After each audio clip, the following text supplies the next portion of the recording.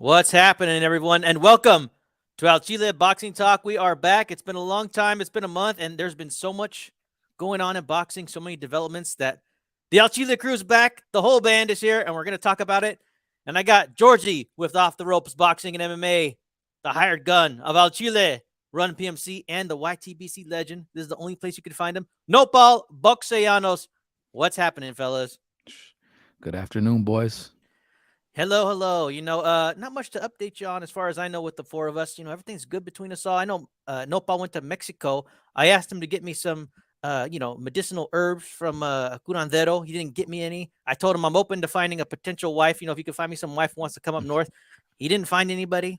But otherwise, Nopal, how was the trip to Mexico? It was really good, man. All the shit they got over there is pretty cool, But guess what? You get tired of everything, so it was time to come back, man. Yeah, dude. Nopal and I'd be talking. He'd just be bored out of his mind a little bit. Just same day after same day. Right after a little while. Yeah, the shit gets old everywhere, even here, man. Now I want to go back to Mexico.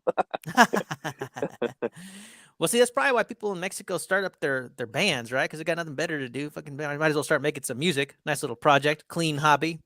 Or some food. Yeah, I mean, there's a lot of shit to do though if you got a job and shit like that. But if not, man, it's just daily routine, and even like going going out gets kind of old too. You know what I mean? After a while, going to other spots. But there is some places I didn't manage to go. We were gonna go to Teotihuacan, but we just didn't have enough time to go out there. What's that, And Nopal? it's where the one of the areas where they got the pyramids. Nice. Yeah, where they have the big one. There's a shit ton of pyramids in Mexico all over. Dude, I hear that they're still finding them, like when they're excavating and they just have to bulldoze them over all over the place. It's crazy. Who Yeah, knows what was going where on all back the then? big jungles are. That's where they've been finding them things. Oh yeah. All right, man. Well, let's talk some boxing now that we're all caught up. Run, you good, man? Well, here's Run right here. Let me see. Let me take him off right here. Kick from studio. Not personal. All right, man. Well, let's talk some boxing, dude. Let's start with the weekend, bro. Okay. Now, I think we all watched the fight except for Run. Run caught the highlights. It was a grudge match. Tommy Fury defeats Jake Paul. The underdog wins. Let's talk about it. Georgie, I get the feeling that you have like this sense of relief that the whole Jake Paul thing might slightly be over with. What were your thoughts on this fight, man? Okay.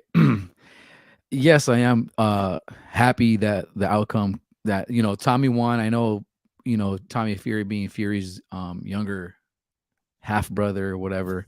There was a lot of I don't know, I wouldn't call it hate, but I think a lot of people definitely wanted to see Jake winning. For me, it was, to me, the reason why I wanted Tommy to win is boxing. Like, I mean, I just wanted to say, or to prove, yes, the boxer can win.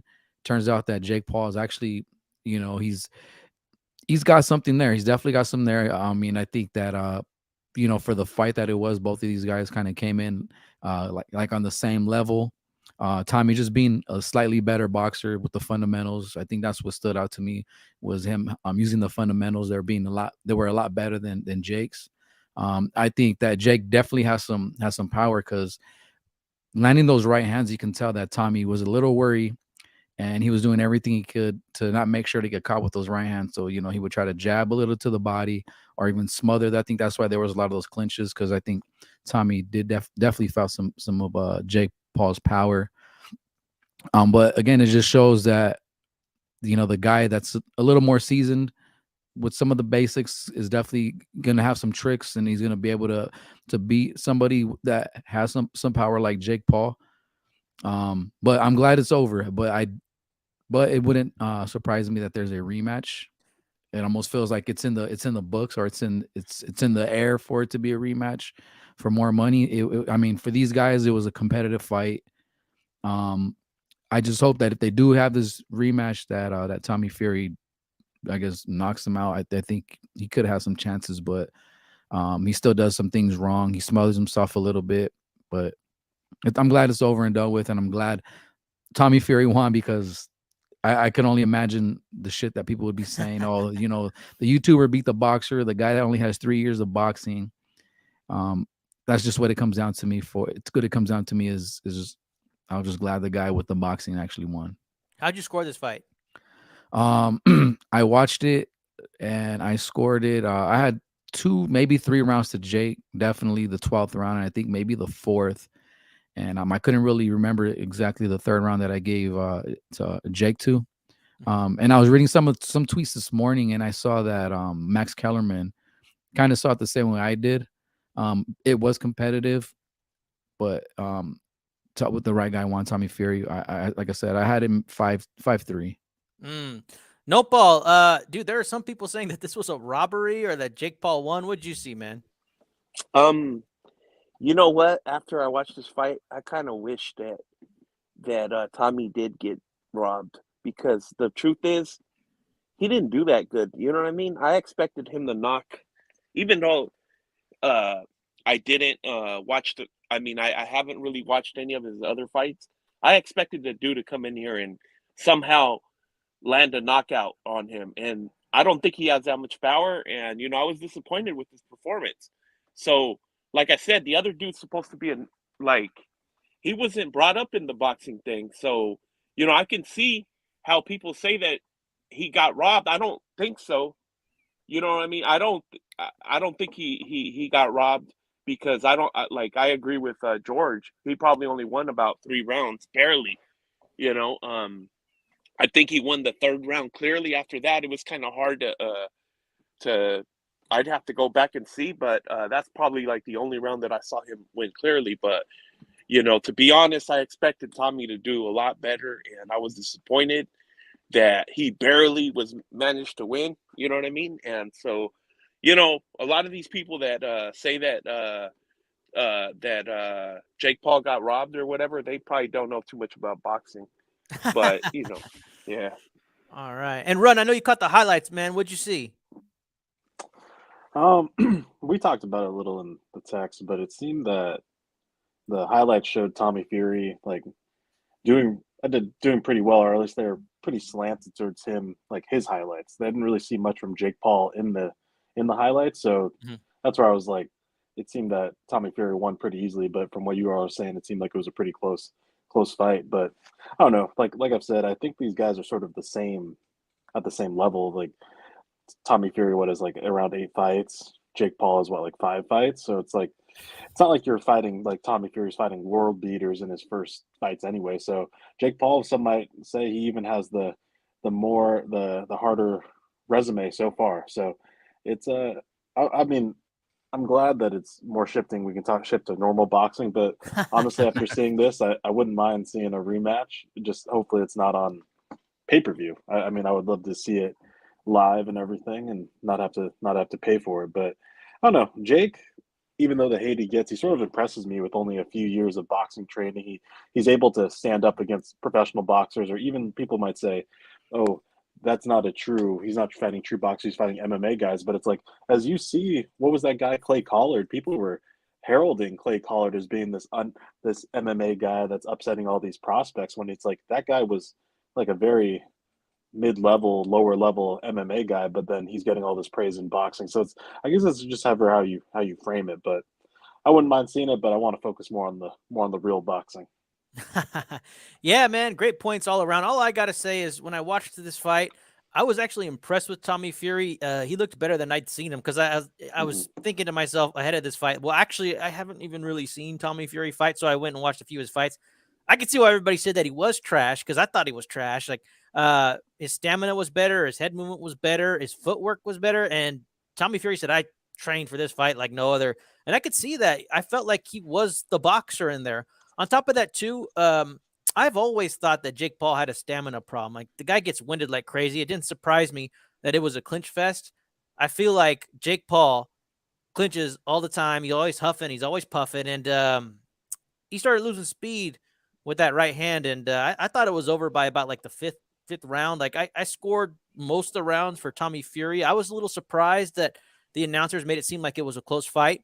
Want to give a shout out to JC, who's in the house. What's up, man? And Rider of the Storm. But yeah, dude, like, I am also glad that this whole thing's over, but I'll tell you this, like I was slowly starting to have more respect for Jake Paul as time was going by. I was watching this fight, and I'll tell you this, like Jake Paul ain't no punk. He's okay with going in there and taking some chingazos. On top of that, he's a good troll. Like everybody was kind of interested in this fight, and if he had won this fight, he would have parlayed this into a possible Carl Froch fight. Like that would have also been interesting. He brings a lot of eyes to boxing, but I never thought he was going to succeed at the high level. You just knew that he didn't have the stamina to move around like the way he did. On top of that, too, I felt like Tommy Fury did a good job moving around, and Jake Paul, even though he was front foot dominant at times, like didn't know what to do when when Tommy Fury was just simply moving around. You could tell that there's a lot for Jake Paul to work on if he does want to work on it. I don't think he'll have much of a career fighting professionals moving forward. But it was a fun ride. And, and I'll tell you this, Jake Paul at the end said, hey, listen, I've already won in life. Like, this was just me doing this. Like, I've taken things a lot farther than I ever could with a lot of things in my life. And that's obvious to see. And I was listening to a little bit of his content right before this fight. He tried to do hey, man, let's go purse for purse, double or nothing for your purse, and if I win, I'll take it all, right? And so I thought his tactics were quite interesting and kind of refreshing. Like this whole, like, hey, winner take all type, I got my lawyers writing this up type thing. Like that doesn't really happen anymore. And he's the only one doing this. Of course, the Fury camp said no, but I could see why they would. I mean, you can't leave it in the hands of the judges. If it was like a knockout for knockout type bet, I could see that. But otherwise, I mean, shit. I mean, this fight was a split decision. And in my opinion, this wasn't even close to a split decision. If they had given it to Paul, that would have been the robbery. Yeah, absolutely. And one thing that Nopal said, I agree 100%. I thought Tommy Fury would have knocked him out or at least dropped him. Maybe not the fourth round, but I would have thought maybe like later on after slowing him down, because it was, it was a little bit sloppy. He definitely didn't have the best stamina, but I was disappointed that Tommy didn't get a stoppage. But again, I'm sure us boxing guys are happy that the boxing guy won, because I mean, I don't even know what YouTube or social media would look like if Jake Paul won this. I wanted to add that fights like this kind of like give you a perspective where you see how some people get rushed into fights. I'm not saying that he got rushed into it, but I can guarantee you that Tommy Fury is probably going to take his career really slow now. He's not going to get rushed into fighting guys that he can't beat. You know what I'm saying? Which is really ironic, because we even though, yes, people hate Jake Paul or whatever, me being one of them, I used to hate him. You know what I mean? We get into like trying to tell him, now you got to fight a real fighter, when now the real boxer, nobody's going to tell him shit and say, hey, you got to hurry up and fight this guy. I'm pretty sure he's not going to fight anybody because he's going to get his ass knocked out. You know what I'm saying? And Yeah. I wanted to talk about the clinches. I was watching the British broadcast, and them guys were saying, because I always thought that Jake Paul was a big clincher, but it seemed like these guys were saying that the guy initiating the clinches was Tommy Fury, and I do remember that he even got a point deducted, for that. One of the first times, that I see somebody get a point deducted for clinching. I forget what round it was in, but they didn't even fucking do that for Floyd, who used to fucking clinch some guys like big time, you know what I mean? Or Klitschko, the way he fought Povetkin, they didn't even. So it's like crazy how different referees do a different job, Exactly. Yeah, that ref was terrible. I mean, then again, I also kind of understand how it was a sloppy fight. And it's like JC says, yes, this was a sloppy ass fight. Want to give a shout out to Bruce Gass, Boxing Jazz and more. Hope you guys are all subscribed to him. Hope you're doing well, man. But yeah, dude, I thought this idea that this fight was entertaining from a grudge match, high stakes, like will the social media star beat the not so great prospect boxer from a good family line? I thought that was entertaining to watch in real time, but I would never go back and watch this fight for entertainment purposes. It was just like punch, clinch, and I don't know. Paul got tired. Like I didn't really necessarily find this fight entertaining, except for the aspects in which I said, as far as the dynamics of who's going to win, that was interesting. Fury, he won, and the bloodline, the Fury DNA, they won, man. It was a fun buildup. man, John Fury is just so full of himself. Like he was just he's on one, man. But I found it all entertaining. So from that aspect, I'm happy that I got a chance to watch it on a Sunday. I was actually kind of looking forward to it as far as like, hey, who's going to win? Because I do like grudge matches, and this seemed like a grudge match, and it was perfectly timed. And yeah, dude, that's all I can say about it. Yeah, I would say too that Tommy definitely had a lot more to fight for than Jake Paul. I can see it, like they said he was in training a lot longer. The name, and just to prove, and then also they said he missed the birth of his daughter. So, going into fights, right? You always hear the person that's fighting for more usually gives out more, and just the way he looked when he won, like you could tell it was like a relief, like he was in tears, but hey, he had more to fight for, I think. Hey, I think so too. The nerves. That's the thing about like Jake Paul. I feel like he just doesn't give a shit, but I feel like Tommy Fury did have some nerves, and this whole idea of like, hey, you're not part of the family if you don't win, and people are knocking him that he took his father's last name because, well, I mean, it seems to me like he's Tyson Fury's half brother, right? And the mom, well, no, it's the truth, right? And the mom gave Tommy her last name because, I mean, who knows? Maybe John Fury just kind of took off and split. Maybe he didn't have much of a presence in his son's life. And I'm not trying to get into the drama, right? But he had that hanging over his head. And Jake Paul was throwing that in Tommy Fury's face in their face-off, right? He was saying shit like that, right? So I can see why he had to live up to it, because he's sitting there going, oh, you're a fake Fury. You had your mom's last name. And so it's just some dirty pool, I think. But it was also mind games. So I'm sure this is incredibly satisfying for Tommy Fury. That is true, Chicano. Did you see the little part where they went to the other Paul brother or whatever, and they all live, bro? So the dude's fighting, and he's listening to that like you're a bitch and your brothers are bitches and all that. So, that was kind of I think that was fucked up right there. They shouldn't do shit like that, man, because it's just wrong. For the other guy to have that much pull where you can get away with doing that to another boxer. Oh yeah. Well, I think the Paul brothers, I mean, nothing's off the table for them. I remember when Floyd Mayweather was fighting Logan Paul in the press conference, and Logan Paul made a reference to Floyd Mayweather's dead baby mama in a very like just kind of like hinting at something, and I thought that was really just inappropriate. And I thought, fuck, they better be careful. Mayweather might have some some pull to do some shit, right? And I was thinking, like, I can't believe they're talking like this. So I mean, then it seems like afterwards everything's cool between everybody, but they got to be careful, man, because some people have long memories, and I mean, not everybody takes shit the same way. Yeah, that's crazy that they would bring some shit up like that, and I would like to go back and see that because I want to see what response. I bet you just stay quiet, but you talking about Floyd? Yeah, he stayed quiet. Well, no, he was just sitting there, just kind of talking. And then afterwards, and then Jake Paul did the whole like I got your hat thing when Floyd had his hair plugs in, and then it turned into a skirmish. Like I couldn't tell if it was all real or fake because when Logan Paul said that, I was just stunned. Like I thought that was completely inappropriate. Like go back and watch it. Like nobody really covered it, but I thought that was just awful and inappropriate. And I don't even really like Mayweather that much, but I just thought that was completely inappropriate and over the line.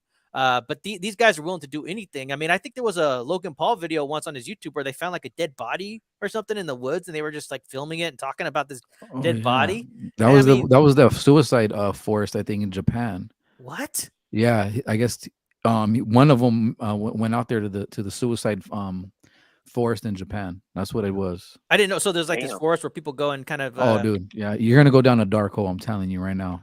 You get a chance, look at that shit on YouTube. The suicide forest in Japan. Ooh, man. Okay, well, shit. Anybody else? Sorry, go ahead. Real quick, George, do they clean that forest up, remove the bodies, or they just leave them there? I think the ones that they can get to, what they do. Yeah, just watch. It's pretty interesting. Like just the stuff that I remember, they find strings at the very start of it, and it ends up like miles away, and then sometimes they find a body there. Sometimes they leave bodies there. And they just said it's just like one of those really weird, like auras or like these weird vibes you get from there. There's supposed to be like ley lines in that area that I don't know. It's like I said, it's interesting to look at it. You got some free time. Well, I always thought the idea of like the samurai kind of doing like the because they've dishonored themselves. Like that'd be the way to go if you're like a real man. Shit. All right, man. Well, hey, let's move on to some happier news. Well, we got the news, y'all. The face of boxing, Saul Canelo Alvarez, is returning in May. The 5-time champion, the 4-division champion, the current undisputed super welterweight champion, Saul Canelo Alvarez, is back, and he's going to be facing John Ryder, and it's a homecoming fight in Guadalajara, Jalisco, Mexico. Nopal, what do you think about this news, man? I like it, man. He's gonna fight in Mexico. I think that's he's been talking about that for a long time. So, I think that's a good fight, and the fact that it's gonna be in Mexico, he has a chance to do something historic. Now, I don't know if he's gonna try to one up Chavez, and I wonder how many seats they sold. So we'll see. I don't know. I think Chavez had a 90K attendance at his fight with Greg Hagen. I'm not 100% sure, but yeah, maybe he could surpass that. If he doesn't, it doesn't really matter anyways. You know what I mean? Yeah. So Uh, according to this note right here, the place that they're going to fight has a 56,000 capacity. Nopal. okay, so that's off the table. So it doesn't even matter anyways. But Yeah. I think that it's going to be a good fight, and keep in mind, he's coming off of a loss. He's coming off of an injury and all that. And, John Ryder's a pretty good fighter. He could, potentially give him some trouble in there. We don't know if he recovered correctly or if he's the same fighter. To be honest, because he has shown a little bit of like he's slowing down a little bit. So we just don't know if that was due to the injury, due to other circumstances. We got to see. But this would be a good fight, and I'm glad that, it's going to be in Mexico. Yeah. So, Run, you and I both agreed that Canelo's been past peak, but is he still prime enough to handle someone like John Ryder? No, I definitely think so. I mean, like when you all boxers have their prime, and I think Canelo's definitely on the backside, but he definitely has enough for John Ryder. It's like when you have great fighters, they could hang around a lot longer than the guys that might just be flash in the pans. And it's also like Canelo's relatively fundamentally sound. It's not like we're dealing with like a Roy Jones where once something goes, he's just wide open. So he adjusts his style just as all the boxers sort of adjust their style to fit what they need at the given time. So I think it's going to be a cool event. Definitely looking forward to it. I don't think he's fought in Mexico since probably Kermit Cintron. So it's going to be good to see. It's going to be on the Zone, correct? DAZN pay-per-view. The Zone pay-per-view. Man, Yeah, I just ended my DAZN subscription because I wasn't going to pay like $200 something for that. So I might buy the pay-per-view because it'll probably be, well, I don't know how much it'll be, but maybe I don't know how it'll work. I don't even know how much DAZN pay-per-view costs. I was gonna say if it's like $20, but I doubt it's gonna be $20. Well, But you've got some time to think about it, Run. yeah, a few months. But I think it'd be cool. I mean, good to get Canelo. This is sort of like a stay busy or sort of like a comeback fight for him. So it'll be interesting to see where he goes from here after, because it's like Benavidez and Plant are going to fight. So I think it'll be cool if he fights the winner after that. Yeah. And like you said, Run, the fundamentals are still there. There's videos of Canelo in training, just moving around. He's got so much natural rhythm. I think he could easily dispense of John Ryder, who is a 10-1 underdog. These odds are pretty wide for an opponent. I haven't seen odds this wide since the Diron fight, and I think it was right around here like this. So, I mean, that's how they're treating John Ryder. But I think John Ryder is a solid opponent. When we were discussing who could possibly get the Canelo lottery pick in May, John Ryder was a strong candidate, and we all had respect for John Ryder. Georgie, what do you think about all this? Yeah, I agree with everybody's points. It is a good fight. Is John Ryder? John Ryder has been in there with some notable names, but which group on YouTube don't like that, and of course they have negative shit to say as always. But this is a good comeback fight. And that picture you just had up of them too. I was staring at it. I don't know why John Ryder looks like a darker version of Canelo, like the darker haired Canelo. Like they're almost built kind of the same too. And that was kind of thing that stood out to me is they're pretty similar in attributes, and I think it'll be good. And he's a southpaw, and I am impressed with John Ryder. So it is a good fight. You can't complain. I mean, Canelo he's coming, like we just said, he came off a loss against Bivol. He has surgery, a little time off. And I agree too. I feel like um watching the Bivol and the Triple G fight, I mean, it could be, of course, accumulation of things, right? He's in, his injuries. He fought a lot of fights in a row, to where it looked like he slowed down a little bit. So it's going to be very interesting to see how he's going to look. John Ryder he's a solid southpaw. I do like the combinations he throws. I do give John Ryder some early rounds, I think, and like always, Canelo, he computes. He has got the computer in his head, and he just takes all that in there, and he does his thing. He's got good footwork. He stays really good with the jab, and then you'll start to see Canelo take over, I think. And then it being in Mexico, I think that's very awesome to see, and I'm excited. I wonder what this undercard will be. But sorry, Run, I'm one that I won't cancel the zone. I mean, as much as I hate to see that price went up, man, they still show some pretty good fights. I mean, there's still the Amanda Serrano rematch. You still got Virgil Ortiz versus Stanionis. You got this fight. Unfortunately, it is pay-per-view, I guess, but I got my brothers around, and we'll probably just throw in on the pay-per-view and stuff. But it's a good comeback fight. I'm excited to see how much Canelo's healed, and the rest is actually how much the rest also has benefited him.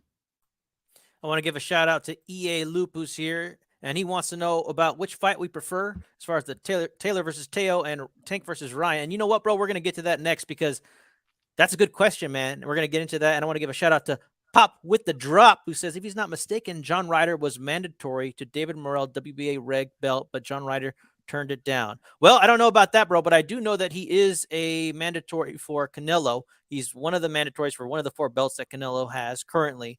So I think this is a good fight. We talked about it before. I think John Ryder's solid. And if we're talking for real, like, yeah, I think that he did beat Callum Smith. Like, I wouldn't classify it as a robbery. Maybe we can go back and I'll do a rescore. But when I watched that one, I privately had John Ryder winning. So did a lot of people. And when people were chingando about Canelo fighting Callum Smith for the ring title, and when he was about to make that undisputed run, everybody was clamoring about how John Ryder had beat Callum Smith.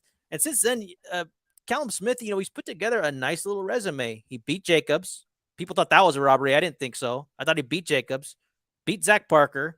He's been a guy who's grinding. He's legitimately top 5. I like this fight, man. But you are right, Georgie. You are right. People are chingando. They have a problem with this fight. Everybody's got a problem with this fight. But I'll tell you this, dude. I think that John Ryder's a better opponent than Ryan Garcia for Tank. That's how I feel. I feel like John Ryder is more of a solid opponent, and we're going to get into that here in just a little bit. May I ask a question? So if Canelo wasn't going to fight Ryder, who would he fight right now instead? Like, what other options are there at this point that are like feasible options to make the fight? Well, go ahead. No, I'm sorry. Go ahead. No. I mean, well, that's a good question, because it's like, well, who could it be? And we kind of went through the possible tune-ups that he could go through, like if he was going to, check out his arm in May. And this was the most logical fight. I mean, John Ryder was definitely down for it. He was one of those guys whose team just kept saying yes, from what I could tell. Yes, we'll take the fight. I mean, you're damn right you want the fight. I mean, that's the fight that everybody wants. And I'm happy for him. And Ryder of the Storm is here. And he says, I'm a Canelo fan, but I would not be surprised if Ryder wins. Ryder's a tough fighter who can move around the ring, while Canelo's Achilles heel has always been his knees. Ryder is a good mover. I gotta look into how old he is, but no, he could definitely move around. And Georgia, you made a good point. I've seen photos of them together, hanging out with each other, taking photos. Canelo and Ryder. This was before the fight was even discussed. And Ryder's only like a couple inches taller than Canelo, so it'll probably be refreshing for Canelo to fight somebody that's close to his own size, because that's usually the better thing when you can fight somebody your size or a little bit smaller. And he's been fighting guys that are pretty big. I think the last guy who was kind of around his size was Billy Joe Saunders. Yeah. Always got the Canelo shirt. I know, right? Showing the respect over here. Looks here like Pop with the Drop disagrees. And he says, Canelo finna run over this dude. 6 stoppage by Canelo. Well, I mean, that's how I see it. I see him ultimately just getting taken care of. And on top of that, too, I think Ryder's going to be fighting against a hostile crowd. And I think this is good for the people of Mexico. Now, we're on the outside looking in, right? We live in the Estados Unidos, but there's this concept that a lot of Mexicans don't like Canelo. But Canelo's always represented Mexico. He's always had a lot of pride. He's always got the flag. He's got it everywhere. And I think his fans do deserve a homecoming. He's probably not going to make as much as he could make if he was fighting in the United States as far as the gate goes. That's for damn sure. They easily could have taken this fight to England and they would have broken the bank. There's a lot of people who pay over there. I'm sure the Saudis would like Canelo, but he's always wanted to fight at home. I always thought it was a little bit maybe lip service, like, yeah, I'd like to fight at home one day, but they are celebrating, I believe, like it's some kind of anniversary of Jalisco being independent, like 200-year anniversary or something like that. So I'm happy for Canelo. I'm happy for the Mexicans that are going to be there, that are going to be able to see him. I think that the Mexicans who are bitter, like they have some kind of hang up. Like I think if you're a Mexican and you just don't like Canelo, there's something in your mind as to why you don't like that. Maybe you just aren't very smart, right? And you let people like Nopal, who's that ESPN dude? Feitelson, is that his name? Yeah, that's David Yeah. Faitelson. Yeah, David Feitelson. You let chumps like that tell you what to think, right? Or other social media people, or you don't like that he's a white Mexican, or maybe your wife likes him secretly, so that bugs you. There's something about him that you don't like, and you're allowed to not like him, right? But I mean, this guy's been holding it down, and he's been the torchbearer of Mexican boxing for over a decade, and he's done very well for Mexican boxing. We're already talking about him like he's an all-time great. So I'm going to enjoy this ride. To me, I take this as a little bit of a tune-up. Check out his arm. Also, a little bit of a victory lap to go celebrate with his people in Mexico before he takes on Bivol in September. I like this fight. I thought too that he was looking for a guy from like the UK, right? Because they were talking about supposedly making a fight over in UK as well. So I don't know if you guys saw that, yeah. So, but I mean, either way, like it's still a good fight. John Ryder's a solid opponent, and do it in Mexico. Oh yeah, I want to give a shout out to Team Batman Boxing who's in the house. And I was watching this John Ryder interview when they were discussing this fight, and they said, "Hey, it looks like this fight's going to be made, John Ryder, like Canelo." And this is what a British guy said to John Ryder, who's also British, said Canelo's known as a bit of a Brit basher. What do you think about this? How do you like your odds? And he said, "Hey, well, Canelo hasn't looked the greatest in the last few fights too. So, and that's fair. He hasn't looked the best. I thought he looked a little tired versus Triple G. I don't think he looked all that great versus Bivol. That's just how I feel. So this is a good fight to see where he's at. So I'm looking forward to it. And the fight's not that far away. All right, man. Well, I'm sure we're going to cover that. And I think we've all given our predictions, but maybe we'll do a 12 rounds for it when we get there. Maybe we'll do a rescore of Ryder versus Callum Smith, because that was kind of an entertaining fight. And, if you watch it, I don't know. I think most people will think that Ryder won, but we'll see if we actually think it was a robbery. And then right out of the storm here says, all the ESPN boxing writers are trash. I think so. I think it's possible. All right, man. Remy's here too. What's up, Remy? He gives us a shout out. He says, Canelo working on the stamina by swimming and good old road work. Hey, man, I'm all about it, dude. If Canelo can get his stamina back to just decent, he's going to have a good run of things for the next couple of years, and then the fade will really happen. But I'm still on this train, man. That's why I put on the gear, dude. I'm ready to go. Couple more years. He needs to get in the salt water that healed Pacquiao's shoulder. He needs to get in there to heal his hand. Well, in Mexico, we can use cenotes. They have healing powers too, man. Those are like underwater caverns, and they have healing properties. Oh yeah. But that's a good one, man. I don't know. I think cenotes are freshwater. I think. Nopal, did you see any cenotes out there? Nah, I didn't see none, Chicano. Okay, just checking, man. Well, hey, let's talk about it, dude. While we were off resting, just doing our thing, it got announced: Tank Davis versus Ryan Garcia. This fight looks to be official, man. Let's talk about it. Tank Davis versus Ryan Garcia finally being made. Georgie, what do you think about this matchup? I'm glad it's finally being made. I think you do got to let some things kind of marinate, right? I think a couple years back when Ryan Garcia was really calling out Tank Davis, I just wasn't fully invested or fully convinced that Ryan Garcia would make a good fight, especially, how he did against Campbell. And styles make fights, but I'm glad it's finally here. I think it is a good idea that Ryan Garcia, Ryan Garcia to get to where he's at now. He needed to get a couple more tune-ups in there, work on some things. He even changed his trainer. He went back to Goosen, who I think he started his career with, even in the amateurs. So I still now at this moment, I still do believe that this fight is a 50-50 fight. I'm excited for it. I even saw that Boots Ennis is possibly fighting William Cepeda. So if that is true, that's a pretty solid right there. You got your co-main and the main event. But for me, again, 50-50 fight. It's definitely styles. Tank Davis isn't really of aggressive fighter like how he used to be. He's more of like stocky. He's kind of like Canelo. He kind of he takes some unnecessary punches sometimes. He kind of works his jabs. He's never under any kind of pressure, but he knows that at any moment, once he could turn it on, he can get you out of there.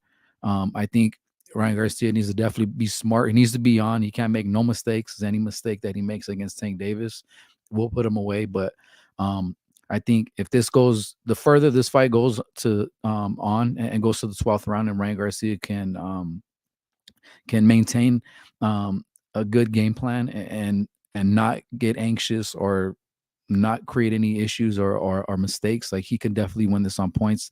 I don't see Ryan Garcia being able to knock out Davis. I know a lot of people think that, the speed and the power and his left hand can do it, but I don't think that'll happen. I think Tank Davis can take a punch really well. He's not afraid to get hit.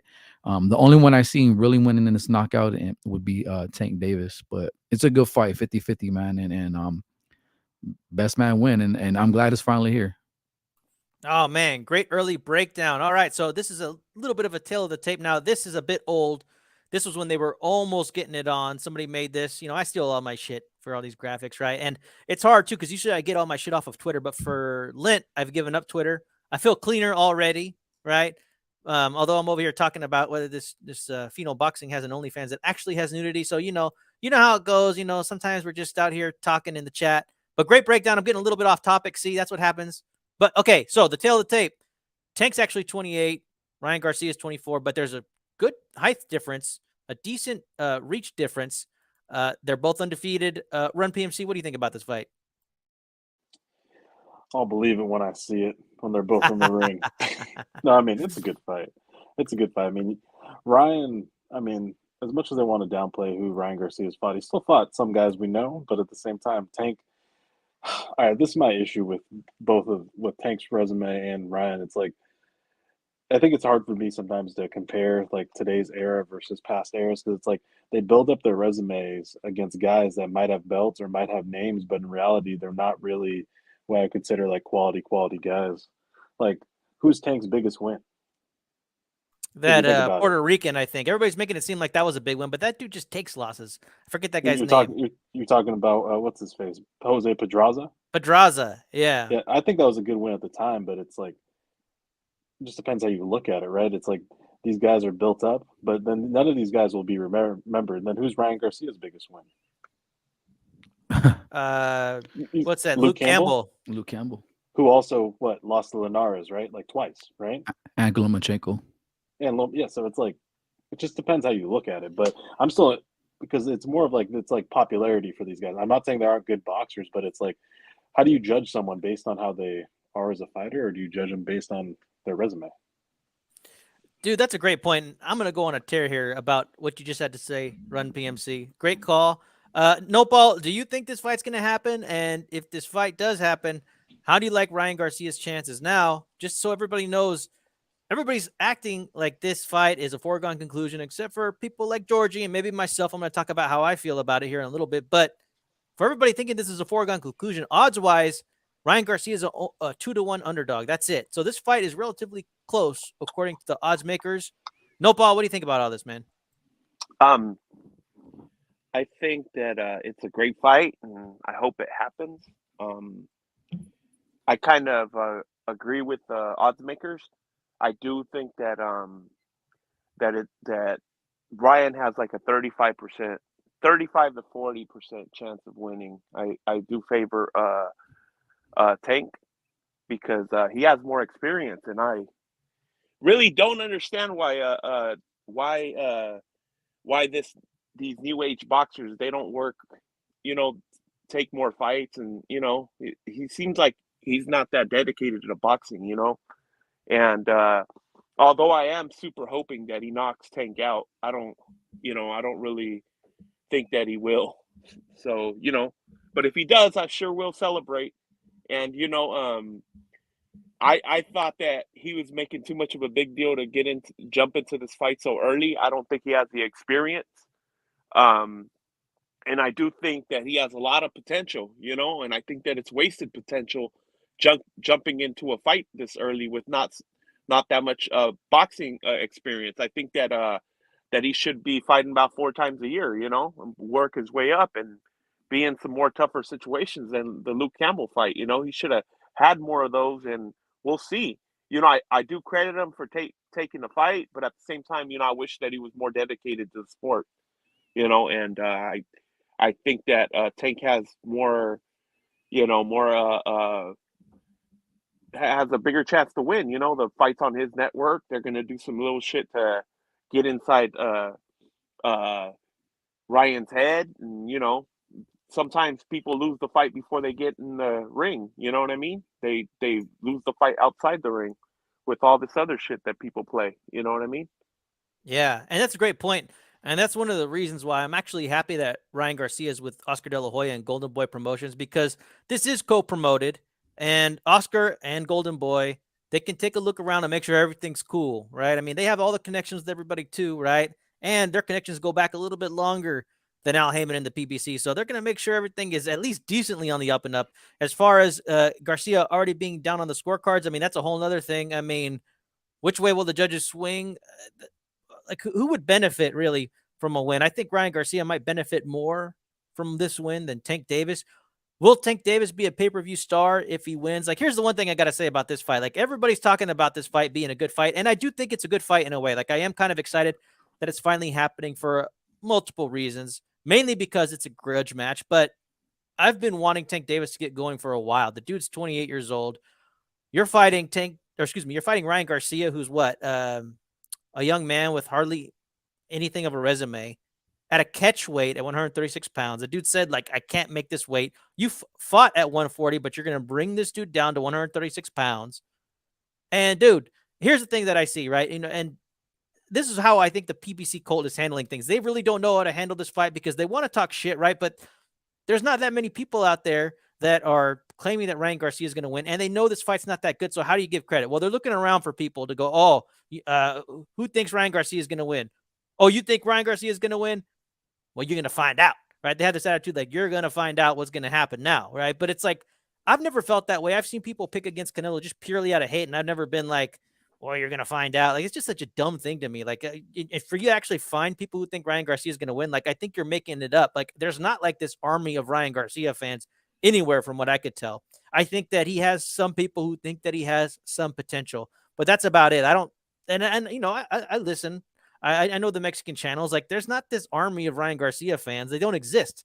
But the PBC Cult doesn't have another way to kind of frame this, so that's what they're going to do. They're going to make it seem like the Ryan Garcia fans are about to find out what's going to happen, because technically this fight's not very good. I would love to see Gervonta Davis fight an actual real champion, somebody who's actually top 3. That'd be refreshing if he could fight a top 3 champion in any division he fights in, right? Top 3 would be fine with me, but he's never going to fight the Shakur Stevensons or the Devin Haney's. The guy's acting like he's 23 years old. He's 28 years old. He's pushing 30, and he has a garbage resume. People are trying to say this dude was the face of boxing. Would you want him to be the face of boxing? Yeah, he's a star comparatively to most people, but he's not a star in general, especially not compared to Canelo. Canelo's the face of boxing. And you got this dude who's doing hit and runs, serving jail time. Like, you think he's the face of boxing? Like, people need to get real, in my opinion. I do respect Tank Davis's ability a little bit, but I mean, he's not as fast as Ryan Garcia, I'll tell you that. Also, the guy's got low activity. So, George, I mean, that's a good point. Like, who will win these rounds early? Like, all I can say is he's got really low volume, especially for a lightweight. And I think Ryan Garcia is going to have all the time in the world to get his shit off. And so I do think, at the very least, Ryan Garcia does have a puncher's chance. Yeah, very true. Yeah, and then the whole narrative to him being the face, or the face of boxing, the pay-per-view this, the pay-per-view that, and the fake numbers. It was 65, 200 and whatever it was K pay-per-views. I think at the end of the day, I think the boxing fans are speaking up, right? They're saying, okay, you're not giving us the fights that we want. So what we're doing is we're not going to buy those pay-per-views. The ones that are buying the pay-per-views, if they're real pay-per-views, are people that are like super diehard Tank Davis fans that are, fanboys, not people that are fans of boxing. So you give us a fight like this one that they've been talking about for the last few years. And yeah, I think the pay-per-view numbers will definitely do good. And in order for Tank Davis to be the new pay-per-view king or the face of boxing, is he's gonna have to take chances and do exactly what Canelo has done in his career. He's been taking on the names, he's been taking on getting belts, and that's what it's gonna take for Tank Davis to be that. And I do think going into this, my opinion is I think these guys both need each other. Even though it is kind of like a popularity rather than to see where each one is at in the rankings or see who's the best guy at 140, 135. But I feel like both these guys have needed each other for the last few years. And that's just kind of my opinion on it. They do. They do need each other. And that's the thing. I'm hating for those aspects, but I do like the fight overall. I was just chingando, but I do like this fight. JC asks a good question. He wants to know if Garcia can outbox Tank. And then Ryder the Storm here says that he's coming in at 100. Well, he'll be coming in at 139 plus. I want to know, is that like official news? Like, is the weigh in at 139? There's no titles on the line. He should take advantage. Well, I'd be curious to see what the price per pound is if you go over, because why shouldn't this fight continue if it's that not a would title be fight? super crazy, huh? That would be a good move because Floyd did that a couple times. So if Garcia goes in there and says, fuck it, I don't care, take some. I bet you, if anything, this fight's a 50-50 purse wise anyways, probably. You know what I mean? Because it should be a 50-50, but as far as that is an interesting question. How much price per pound or whatever? And he should do that, man. Totally just blow off the weigh-in. Hey, Floyd did that against Marquez. He didn't give a shit. Yeah, I know. He totally punked him on that. And, Marquez didn't have no choice. And, go ahead. That is a great point.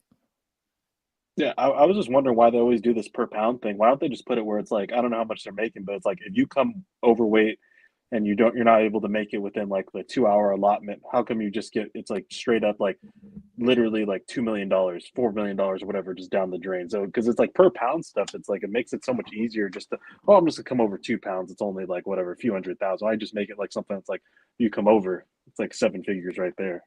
Yeah, that's true. It just seems like be that much anyways. Yeah, because then it's like then it just sets it up for like people to be like, I don't think this would happen, but it's like, oh, I don't care about, like, it just gives more reason for the fight to be canceled, in my opinion. Yeah. I'll tell you this. I think Ryan Garcia does have a shot, man. He's going to be able to get his stuff off. And I think the speed disparity and the length and the height, especially if Ryan Garcia can fight tall. And on top of that, Gervonta hasn't really looked all that great recently, in my opinion. I do think that Ryan Garcia has a chance, and I do believe that he's been wanting this fight, right? So he's not scared. I think everybody thinks of Ryan Garcia as a punk because he's a pretty boy. But, I mean, he wants Tank Davis. He's been trying to make this fight for a really long time. I do think the buildup is interesting. I don't even know if this fight's going to happen, Run. I kind of agree with you. Like, I'll believe it when I see it. And, Run, also, you were discussing him going to Joe Goosen, and perhaps they had worked together before. How do you feel about Joe Goosen as a trainer in general, and him kind of being the trainer of Ryan Garcia in the lead up to this fight? Yeah, I think George mentioned that today, but I think it's good. I mean, so hard. It's so hard because every like fighter trainer relationship is different, especially based on the style of the fighter and the style of the trainer. So I mean, like, well, I think it gave Ryan. I mean, we could just take what Ryan said, and it didn't seem like, if I remember correctly, Canelo's camp really refuted it that much, but it seemed like Ryan was doing a lot of the work when he was down there independently, and then like he would have like his main training sessions with Eddie Reynoso on the team, which I don't know how different that is than what you do with any coach, because it's like if you work with Freddie Roach, it seems like you do a lot of stuff with his assistants, and then he comes in for like part of the session, or he's there overseeing, but you're not doing hands-on with everything. Robert Garcia, you see it's like that, and then it's like even with other, like Joel Diaz might do a little more hands-on, but you see every boxer sort of, or every trainer sort of his assistant, so I don't really know what he's looking for, but yeah, I think it should be good. I mean, Joe Goosen probably brings that more of I don't know how much of a yes man he is, so he brings him maybe that structure he needs in his camp, but I don't know. Joe Goosen seems like a trainer from yesteryear, but obviously still a good boxing mind and able to give him the structure he needs. But in the end, it's going to be what's up to him to do in the ring. Yeah, it's crazy because as a fighter, they have a right to go with the trainer that's going to dedicate what they deserve or what they're paying Yeah, them to do. So, right. in Eddie Reynoso's case, yeah, he looks like a lazy fat bastard, to be honest now. I'll be honest, man. I love the Canelo team and all that, but he only dedicates time to Canelo.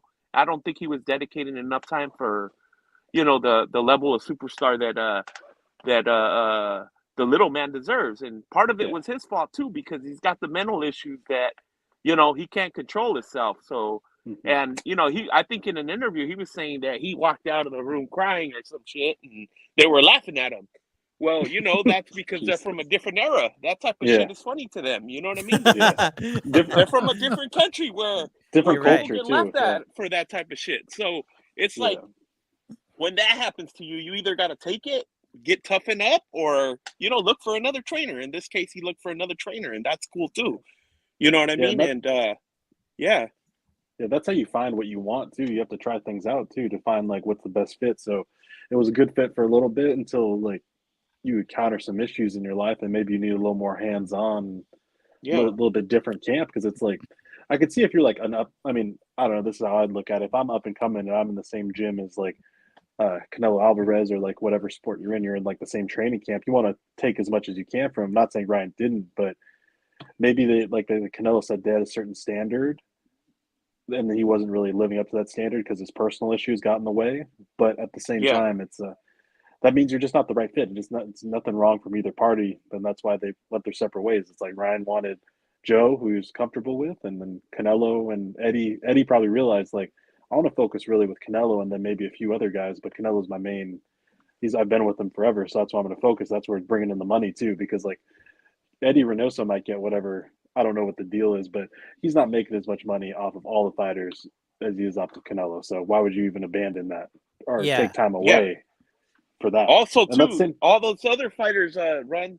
They don't all want to synchronize their fights to when Canelo's going to have a fight. That way, we can Right. train and let's all have a fight around the same time. That way, Reynoso could go on vacation to his homeland or whatever. Yeah. They don't all want to do that. So you can see how easily, I mean, all the other fighters just said, let's get out of here. You know what I mean? Which I don't know if that was good for the camp, for Canelo, but that's just exactly what happened. They all just decided to go their own way. Not even, Yeah. uh, Because it's I like him saw and Valdez. Exactly. Nerdy the other day. He had a no boxing, no life tattoo on his arm, and he was only with the camp for what, like a month or something. No, I So mean it's that's like, a good point.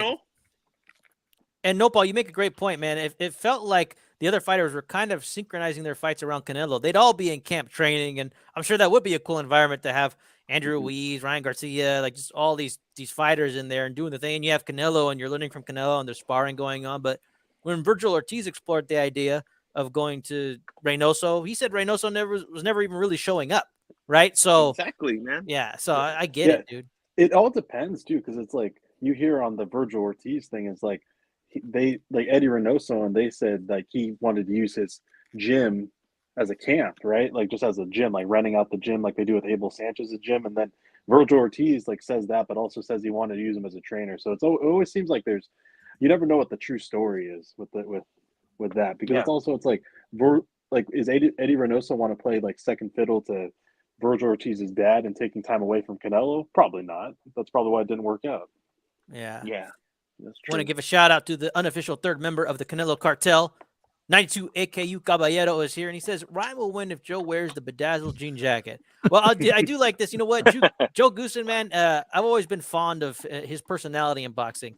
I think he's a Yeah. good announcer. I think he's a little full of himself, a little bit when he's training. Maybe I can't tell with him. Like he's always willing to march his guy down, right? Except when he was coaching. Who did he coach? Oh yeah, when he coached Areola versus Ruiz, I was a little surprised. Like all of a sudden he had all these feelings and like wasn't ready to kind of march his guy down there to either win or go out on his shield. I thought that was a little surprising. But then again, Areola was on the fade, right? So maybe that was kind of expected. But that's not the Joe Goosen that I know, right? So I'm not sure if he's going to be back to the old Joe Goosen, ready to just have his guy just get his ass kicked or win the fight, right? And I'm not sure what kind of negotiation he had with Ryan Garcia about this. He tends to talk very highly about Ryan Garcia's overall ring IQ and just knowledge. I've listened to a lot of Joe Goosen interviews just over the years. I've accumulated them, and I'll tell you this: like he talks very highly of Ryan Garcia, and not only his ring IQ but his ability. He seems pretty confident. Yeah. Yeah, and I it's weird, huh? Because real quick, Red, it's weird Yeah. because everybody says that his chin is super exposed. So I guess we'll see this because Tank is really good at getting to the people's chin. So we'll see, man. Go ahead, Ren. Sorry about that. I was just saying, I just hope they're in the 10 Goose boxing gym, because I know, like, for a few fights, at least one, that Joe Goosen was like living in San Diego and training at like a gym that they'd rented out down there, which is like, I feel like if you go with the trainer, you sort of go to the trainer and like you're sort of totally immersed in their culture and their gym. Whereas, I mean, obviously he hasn't lost, so it's proved successful. But I just think that, like, I think sometimes, I mean, boxing, like, you have like different parts of your camp, like if you're a nutritionist, your strength coach, and but sometimes like some old school training and just getting in there and working, because I know like the 10 Goose boxing gym sometimes it's like gets up to like 110 degrees in there. So if you just get in there, go old school Joe Goose, and I think like you can give that grit that some people say Ryan Garcia lacks, because he already has the physical ability. It's just more of like trying to get that, like, sort of like that.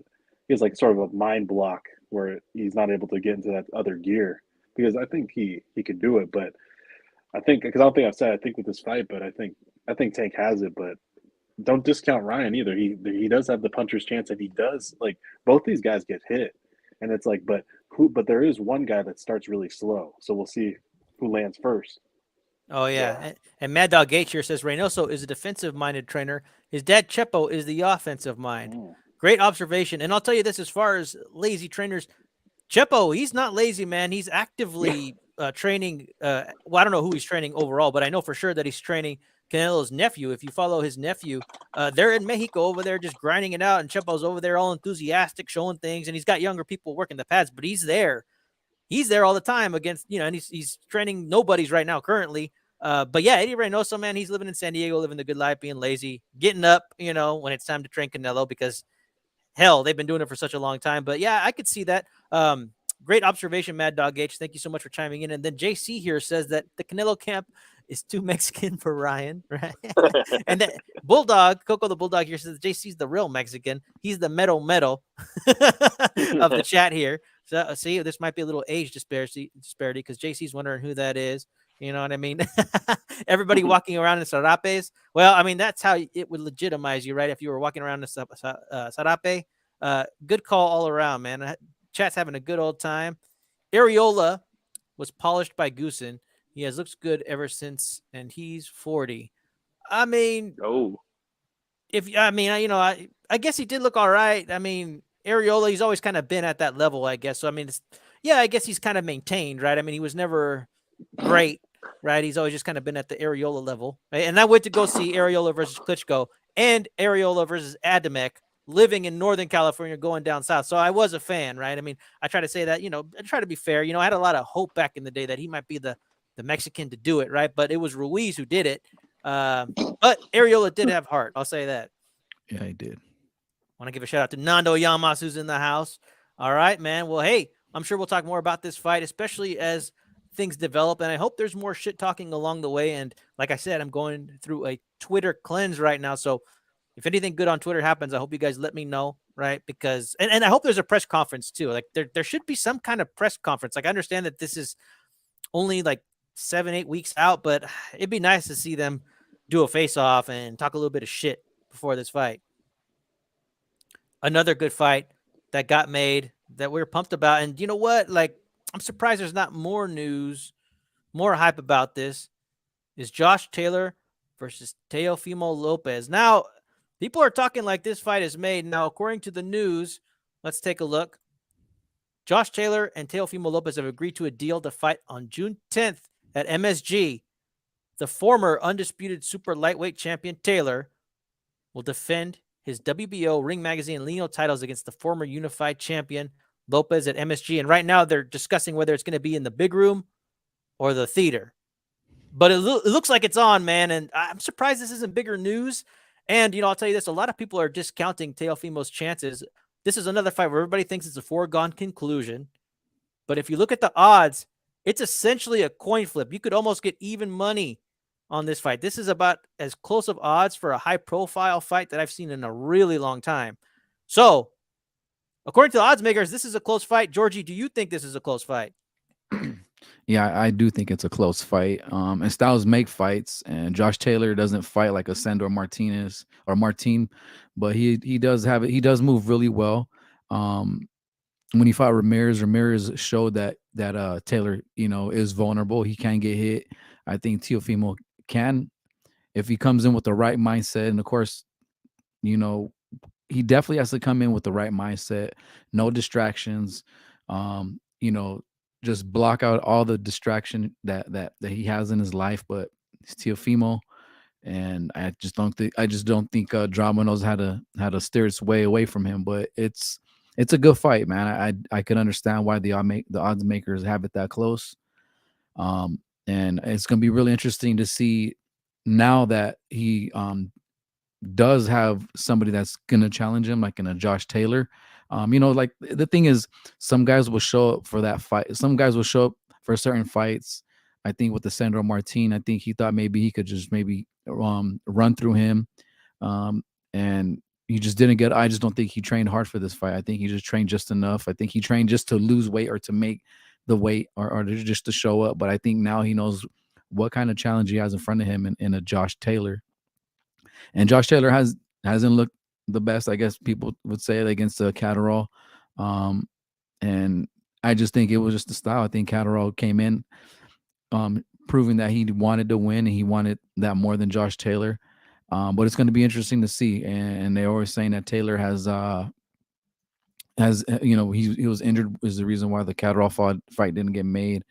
No one really knows. Hopefully that when this fight is it's time for it in June, that there's no injuries with these guys and that they're both 100% showing up in New York. I like it. I think right now I really don't have who I think would win this.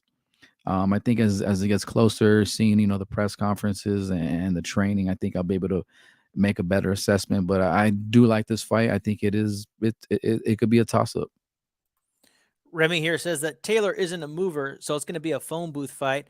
That's a good observation. And I've been thinking about this fight in my head, and one of the things is when this fight is close, Taylor is just so much bigger than Teofimo, and he does know how to clinch and wrap people up, and he's going to be able to just wrap Teofimo up. And I can tell you this, I've never seen a high-profile fighter like Teofimo. Like, I'll tell you, compared to all the other high-profile fighters, I've never seen somebody look so damn helpless in a clinch. Teofimo doesn't know what to do. He's always looking at the ref. Run, I know that we haven't really discussed this fight, but like, what do you think about the matchup potentially right now? Is this fight a 50-50 fight, or do you think it's a foregone conclusion and Teofimo should be taking the L here? I don't think it's a foregone conclusion, and I don't think it's 50-50 either. I think Taylor, in my head, probably like 65-35 over Teo, just from what we've seen from Teo, because we don't know where his mindset is either. And I think that's so big with Teo.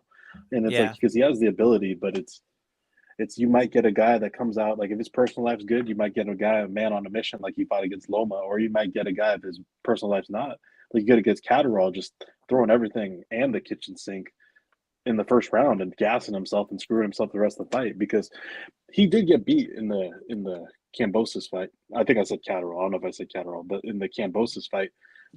But it was closer than people think. People want to think it's like a 12-0 fight. That he knocked down and hurt Kambosos in that fight, like bad. So people forget that. But I think, I've talked to Chicano about this, but even though their styles are slightly different, I think if you were to put them if you were to put boxers in like archetype type of scenarios, like put them in boxes, I think Teofimo sort of reflects like the Andre Berto box, where it's like super athletic, but also helpless in a clinch and very top heavy and not the best feet, even though I think he has better feet than Berto.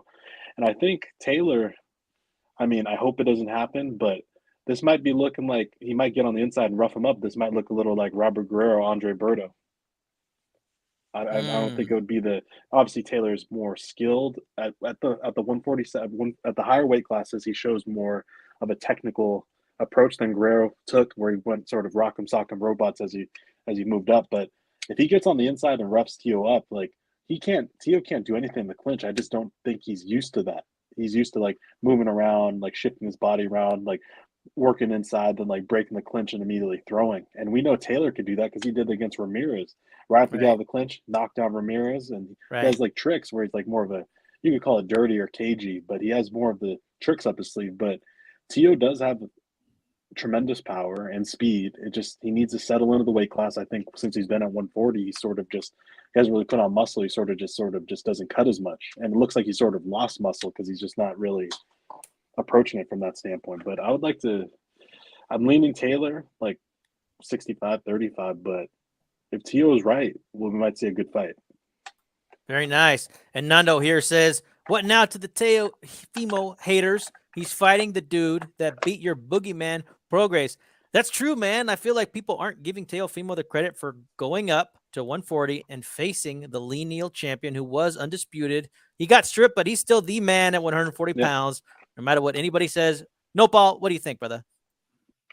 I think that like I'd probably give Theo a 30% chance to win this.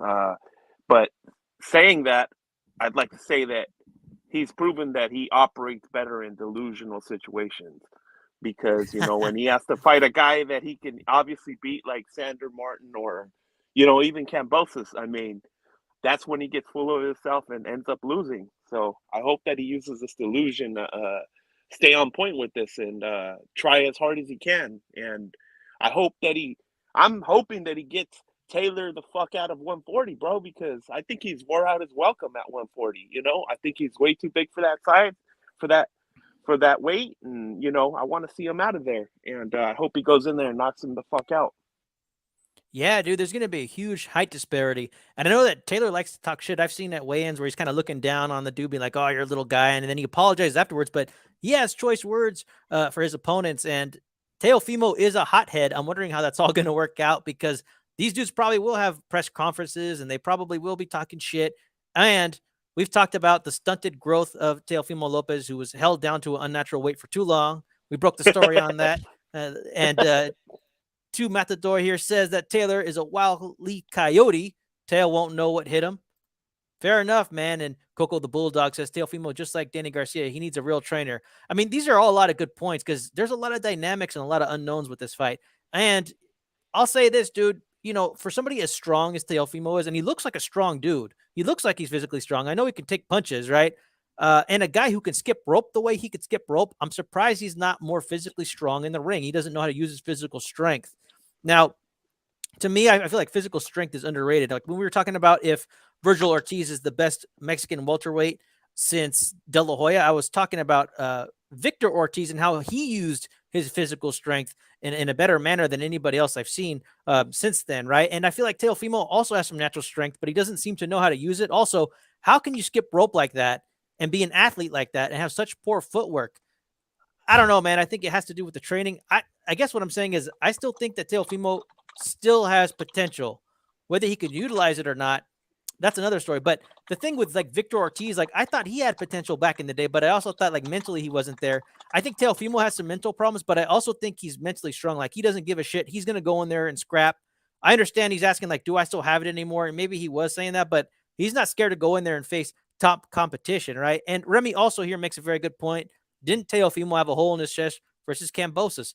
Man, you could hear the dude wheezing before the fight. Like there was something wrong. And I believe him. I believe that there was something wrong, and it's not sour grapes.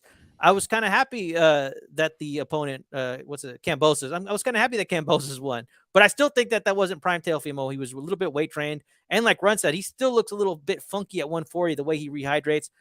Somebody else was mentioning his strength and conditioning or nutritionist, and I totally agree with that. Like he needs to have everything work perfectly for him, and I do think that he will have a shot against Josh Taylor.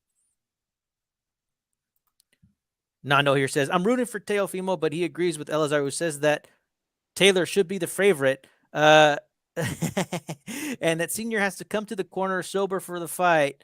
Well, I think everybody's leaning for Taylor. I do think that Teofimo has a puncher's chance, and I agree with Nopal, dude. I think that Taylor's been around a little bit too long at 140. Can Teofimo get on the inside? Like, it will be a phone booth fight, and who will that benefit? Like, I don't know. On top of that, too, like, I'll say this, like, Taylor did knock down Ramirez, and he's had some knockdowns, but I do think that his power isn't all that. I think it's decent, right? But I wouldn't say he's just some KO artist at 140. and that if he moves up to 147, people need to watch out. I've never thought that. I always thought his power was respectable, right? I think Teofimo does have some power, and I think that he's going to be stronger at 140 pounds, especially if he knows how to come in at 140 pounds. And I think that he will have a chance to connect on Josh Taylor.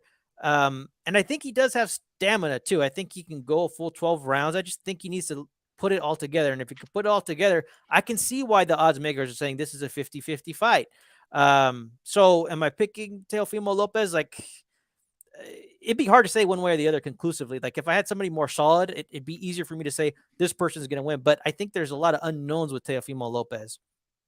Yeah, he's still pretty young, right? I mean, still has a lot of potential. I mean, he could lose this fight, and the next fight he comes in, he could change his trainer and turn his career around. It's not like he's taking like beatings in there. He's just getting outpointed. I mean, the Kambosos fight was pretty brutal, but he almost came back and won that fight. He turned it around, and against Sandor Martin, it was more of chasing Sandor around the ring, not cutting the ring off correctly, getting countered but I think he still has. I think he definitely has potential to still be good.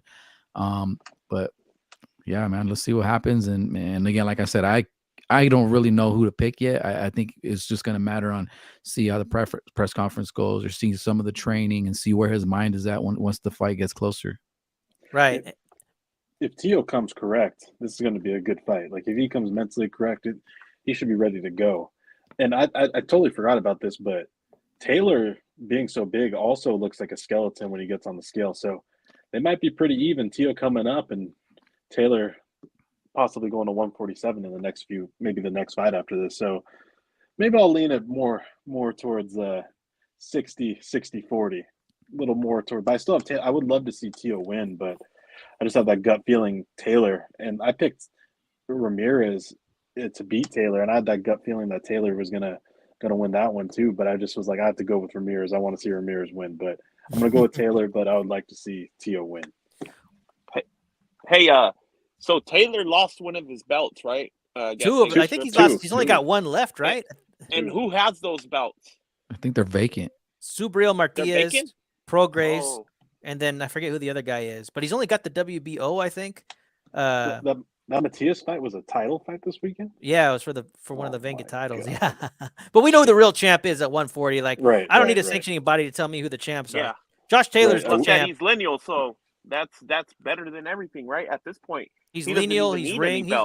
He's the champ. He'll always keep if you could at least just hold on to one, makes it appear to like the general public like you're the guy. Like, if you could have like whatever sanctioning body you like the most, keep that one, but then like keep the lineal or keep the ring, and then that would be enough for me, I think. Just as long as you are legitimately like the lineal.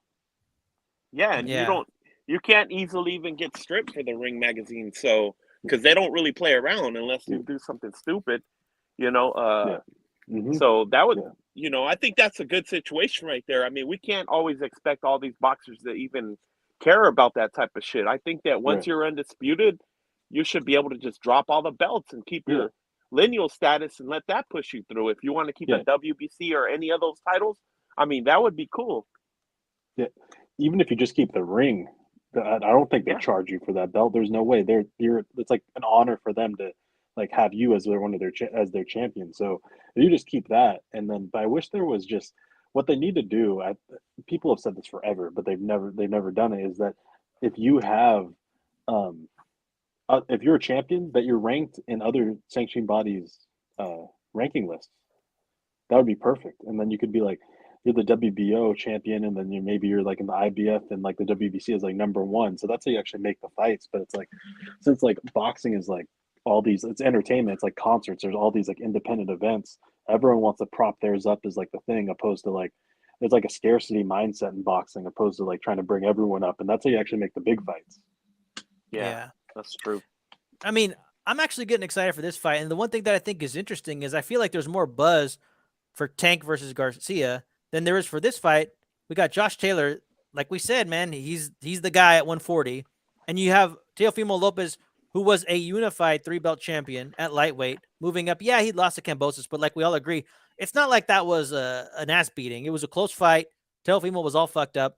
We all believe that he beat Sandor Martin. Like, this is actually the better fight. Two more qualified people.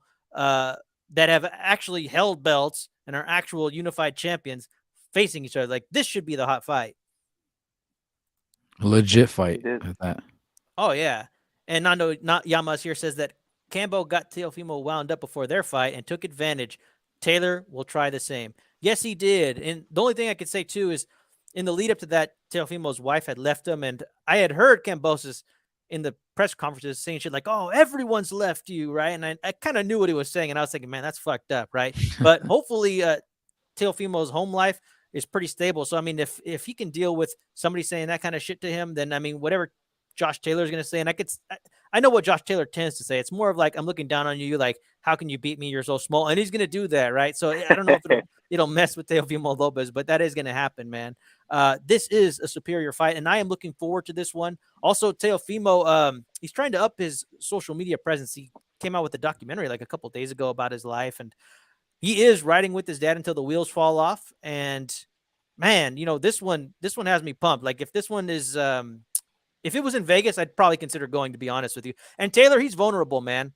I picked Ramirez against Taylor, but that was, I'll be honest, I was kind of staying on code back in the day a little bit. Like, I felt like Taylor was going to win that fight, but Ramirez ain't shit anyways. I never thought he was, I mean, and I'm not trying to be a hater, but I never thought Ramirez was like all that great. I was just kind of staying on code. I was trying to rally back in the day, and I didn't want it to seem like I was his hater, because it would have been for the first Mexican undisputed in the 4-belt era. And I didn't want people thinking that I was just some bitter dude who was rooting for Taylor simply because I wanted Canelo to be the first undisputed champion, the first Mexican undisputed champion in the 4-belt era. So I was rolling with the Ramirez, but I thought Taylor was going to win that fight. But Taylor looked vulnerable there a little bit. He did win the fight. He looked vulnerable against Prograis. A lot of people have Prograis winning that fight. We did a rescore on it. I don't know if we actually covered the rescore, but we did do a rescore on it, and I felt like Prograis won the fight when I watched it again, which surprised me. But it wasn't a robbery, but I could easily see people having Taylor winning that fight too. It was could have gone either way, that fight, in my opinion. But Josh Taylor is currently the man. He hasn't had any belt gifted to him. He's a real belt holder. He's the real champion. Nando here also says both dudes have been backsliding a little. Prime HBO bad level fight. Well, you said it, man. Does anybody have any final thoughts on this fight before we wrap it up? No, I mean, I guess we could say in April, right, is like the second quarter of the year, starting off like the second quarter of the year. I mean, the first quarter, it wasn't like completely boring. I mean, there were some pretty known name fighters in there, but I feel like right now we're entering like some fights. Like, I'm pretty excited for this. So it's good to see these fights are getting made. Teofimo and Josh Taylor is one of those really competitive fights. And you also have other fights that are being made, you know, and I'm excited for boxing. Oh, yeah. And, you know, there's some news that we just didn't cover. We covered the main stories. Canelo being back, Teofimo versus Taylor, Tank versus Garcia. But there were other fights that, you know, we just haven't really covered. I mean, Jamal Charlo's back. Like, do we care? I mean, not really, right? I mean, there's some other stuff that's going on. And Anthony Joshua's fighting some guy I never heard of. I mean, that's all right, too. Fury versus Usyk has not been made yet. And, well, that's about the only news I could think of, really. It has been a little bit slow. You mean Ramirez is Zurdo Ramirez is fighting Gabe Rosado, though. That's a good one. Oh, shit, dude, the odds are like 20-1 on that. What an embarrassing fight, man.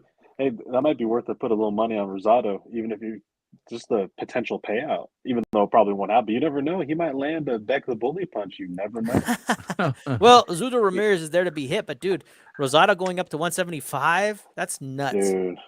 Yeah, this guy started at like his career at like 154 pounds too. So pretty crazy.